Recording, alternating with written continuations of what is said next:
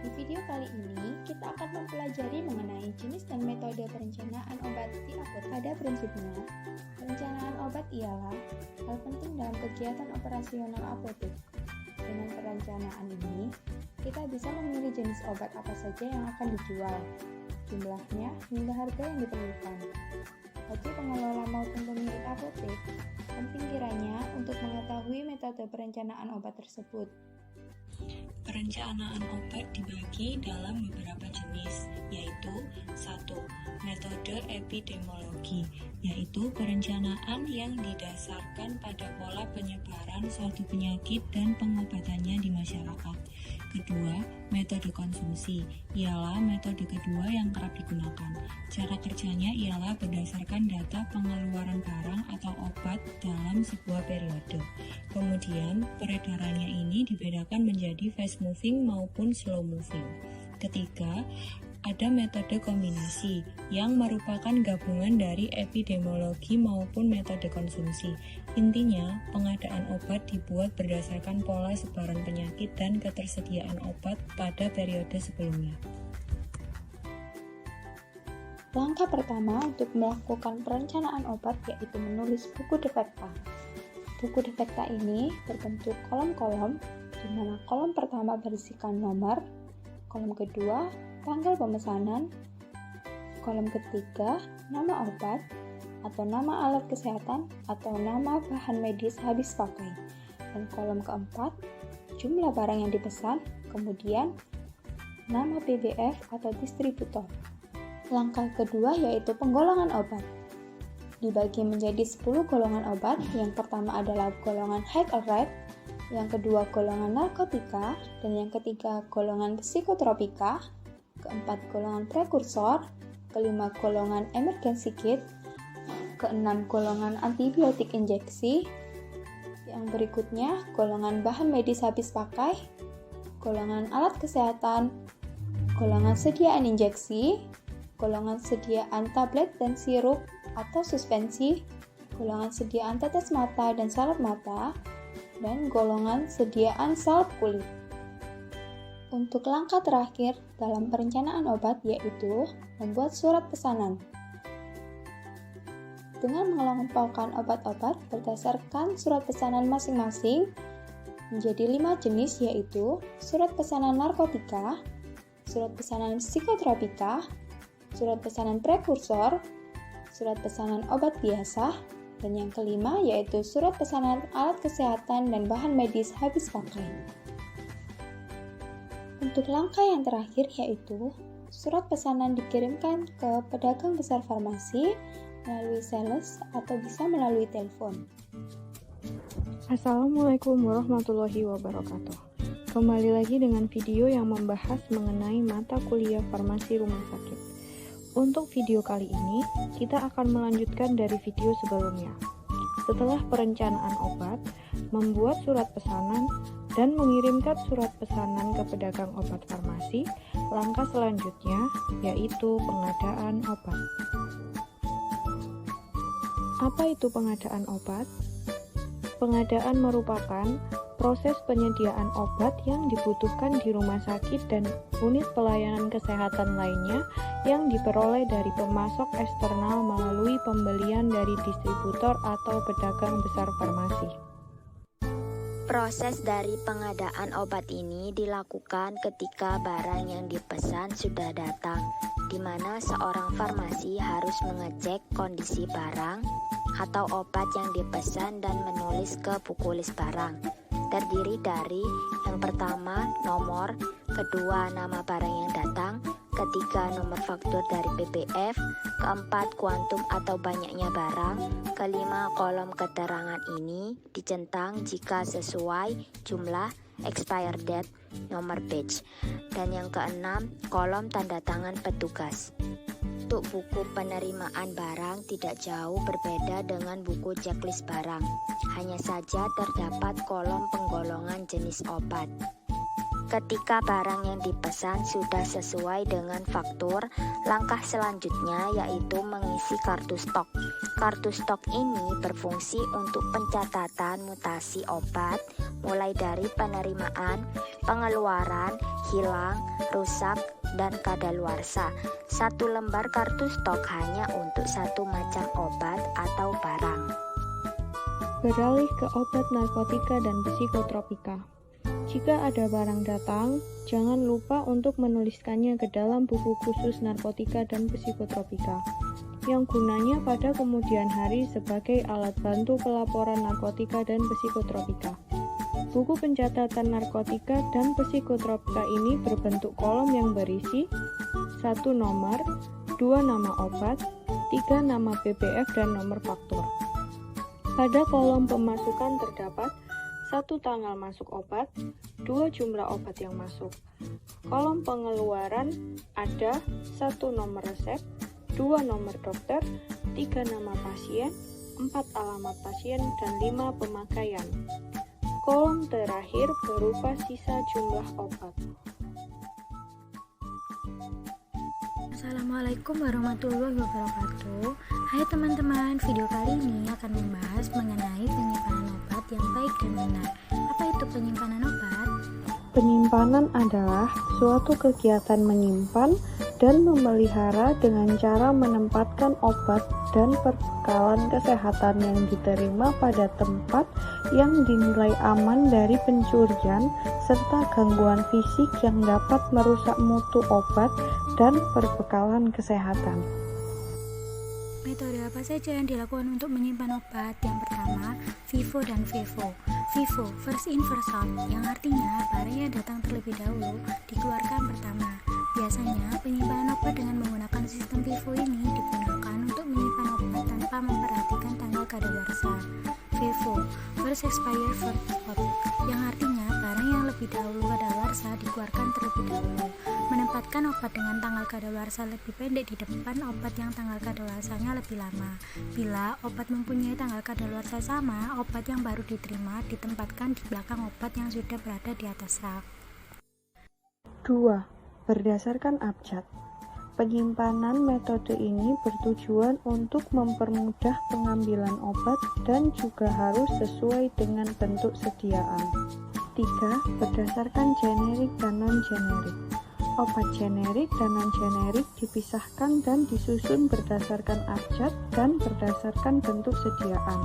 Hal tersebut untuk memudahkan pengambilan obat baik yang generik maupun non-generik. 4. Berdasarkan kelas terapi obat. Obat ini dikelompokkan berdasarkan khasiat atau indikasi obat tersebut. Misal, golongan antibiotika dikelompokkan menjadi satu dengan golongan antibiotika. Kelima, berdasarkan bentuk sediaan. Obat yang memiliki kesamaan bentuk sediaan disimpan secara bersamaan di atas rak, seperti salep, obat minum, suppositoria, sirup, dan injeksi. Keenam, berdasarkan stabilitas obat. Dikarenakan obat-obat yang disimpan bisa mengalami kerusakan akibat stabilitas obatnya terganggu, maka dalam penyimpanan kita juga harus memperhatikan unsur-unsur kestabilan obat, diantaranya suhu, cahaya, dan kelembapan.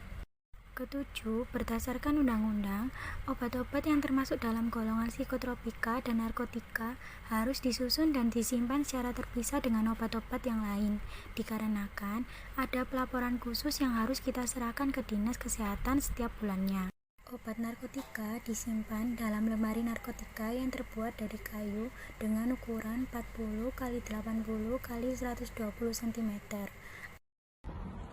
Ada beberapa obat yang perlu diwaspadai seperti LASA, look alike, sound alike, adalah obat-obat yang memiliki nama, rupa, dan ucapan yang mirip dan perlu diwaspadai agar tidak terjadi kesalahan dalam proses pengambilan obat atau dispensing error oleh apoteker.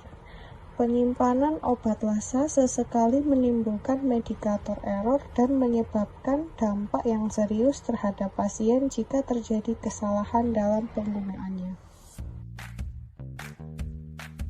Assalamualaikum warahmatullahi wabarakatuh. Hai teman-teman tenaga teknis kefarmasian. Video kali ini akan membahas mengenai pendistribusian setiap farmasi dan bahan medis habis pakai secara sentralisasi. Simak dan pahami materinya ya. Kenapa penyimpanan sediaan farmasi harus dilakukan secara bertahap? Berikut keuntungannya. Yang pertama, memelihara mutu sediaan farmasi. Yang kedua, menghindari penggunaan yang tidak bertanggung jawab. Yang ketiga, menjaga ketersediaan. Dan yang terakhir, memudahkan pencarian dan pengawasan. Barang yang datang dari pedagang besar farmasi akan masuk ke bagian penyimpanan gudang, di mana pada saat penerimaan barang gudang diperlukan buku pencatatan dan penyetokan barang. Ketika stok sediaan farmasi di instalasi farmasi hampir habis, seorang farmasis akan melakukan penulisan buku permintaan barang yang ditujukan ke gudang farmasi, di mana isi dari buku tersebut untuk kebutuhan 1 minggu yang akan datang. Buku tersebut berbentuk kolom-kolom meliputi nomor, nama barang, jumlah, keterangan seperti expired date, cito atau segera, paraf tenaga teknis kefarmasian di instalasi farmasi serta nama terang, paraf petugas gudang farmasi dan nama terang. Tujuan dari pendistribusian ini adalah menyediakan sediaan farmasi di unit-unit pelayanan secara tepat jenis dan tepat jumlah. Distribusi obat harus aman, efektif, dan efisien. Pendistribusian sediaan farmasi ini menggunakan metode sentralisasi, di mana sistem ini lebih sesuai jika diterapkan untuk rumah sakit kecil dan tidak sesuai untuk rumah sakit besar, karena jarak antara tempat penyiapan resep dan ruang rawat pada rumah sakit besar bisa jadi sangat jauh, karena semua resep disiapkan terpusat pada satu tempat pelayanan. Sedangkan untuk rumah sakit besar, lebih cocok menggunakan metode desentralisasi dengan menyediakan satelit-satelit farmasi yang melayani resep, khususnya untuk pasien rawat inap. Sterilisasi sendiri mempunyai pengertian yaitu penyimpanan dan pendistribusian semua obat, alat kesehatan, dan bahan medis habis pakai pada satu tempat, baik untuk kegiatan individu pasien atau kebutuhan dasar ruangan langsung disuplai dari pusat pelayanan farmasi tersebut. Berikut ini contoh alur pendistribusian metode sterilisasi, yaitu sediaan farmasi dari gudang atau unit farmasi pusat akan didistribusikan ke unit-unit rawat jalan, rawat inap, kamar operasi atau ICU, instalasi gawat darurat, ruang hemodialisa, dan lain-lain sesuai unit yang berada di rumah sakit tersebut. Kembali ke buku permintaan barang yang ditujukan ke gudang farmasi. Setelah barang yang diminta sesuai dengan buku permintaan barang, selanjutnya pada gudang farmasi melakukan penyetokan barang keluar, dan pada instalasi farmasi melakukan pengecekan barang sesuai atau tidaknya dan menulis kartu stok barang datang. Masuk ke sistem individual prescribing atau resep perorangan dengan alur sebagai berikut. 1. Dokter memberikan resep kepada pasien atau perawat. 2. Resep diterima oleh unit farmasi. 3. Apoteker melakukan screening resep dan pengentrian data. 4. Penyiapan obat. 5. Penyerahan obat serta KIE.